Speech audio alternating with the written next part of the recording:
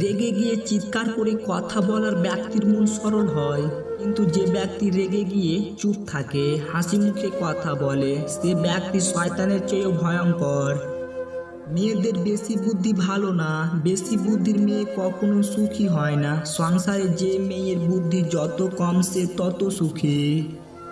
একটা পুরুষ তখনই কান্না করে যখন নিজের জীবন বাজি রেখে পরিবারের জন্য কঠোর পরিশ্রম করে যায়, অথচ তাকে বোঝার মতো কেউ থাকে না। সবার ভালো যে চায় তার কখনো ভালো থাকা হয় না, শুধু কষ্ট পেতে হয়। সোনা রাখার জন্য লকার পাওয়া যায়, টাকা রাখার জন্য ব্যাংক পাওয়া যায়, কিন্তু কথা দিয়ে কথা রাখার জন্য এই জগতে এমন একটা মানুষ পাওয়া যায় না। আয়না যদি মানুষকে তার চেহারা না দেখিয়ে মনকে দেখাতো, তাহলে মানুষ চেহারা সুন্দর না করে মন সুন্দর করার জন্য ব্যস্ত থাকতো।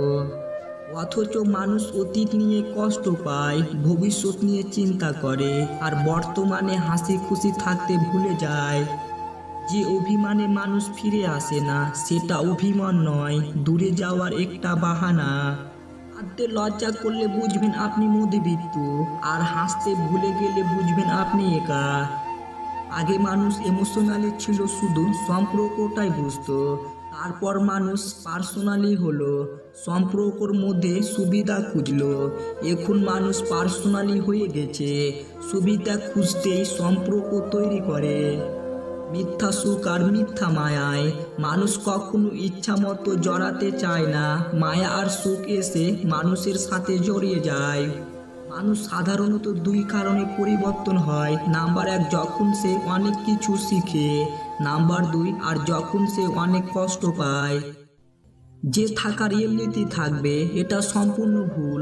যদি হাতে অর্থ থাকে সবাই থেকে যাবে সব সময়। আয়নার চেহারাটা দেখার ইচ্ছাটা ওই সময় থেকে ছেড়ে দিয়েছি, যখন টাকার অভাবে ছোট ছোট ইচ্ছাগুলো পূরণ হয়নি।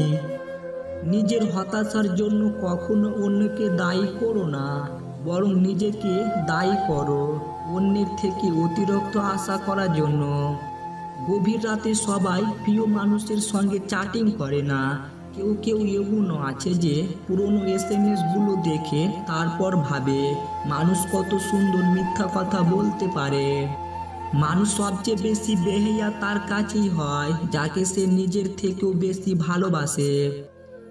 সত্যি কথার দাম নেই, উচিত কথার ভাত নেই, কাঁচা মরিচের ঝাল নেই, মাছের কোনো স্বাদ নেই, আদালতের বিচার নেই। কাউকে ভালোবাসা দিলে সেটা হয়তো ফেরত নাও পেতে পারো, কিন্তু কাউকে কষ্ট দিলে সেটা ঠিকই ফেরত পাবে। আমরা সেই জাতি 200 টাকার চোরকে গাছে বাঁধি, আর 2000 কোটি টাকার চোরকে স্যার ডাকি।